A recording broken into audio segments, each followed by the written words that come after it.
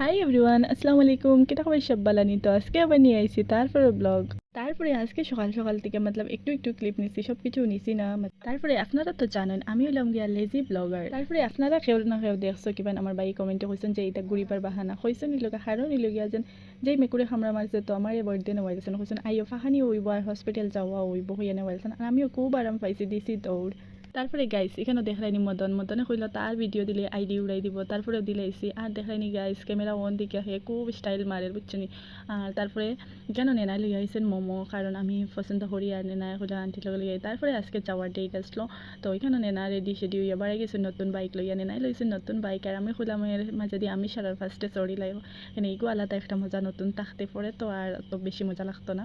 তারপরে খুব মজা লাগলো নতুন বাইক চড়িয়া নেনার লগে। আর তারপরে এখানে দেখছো নি গাইস আপনারা হেলিকপ্টার তারা যেন যেইবাই অনুপাইবাই কোনো জায়গা নাই যেন পাইতাই না।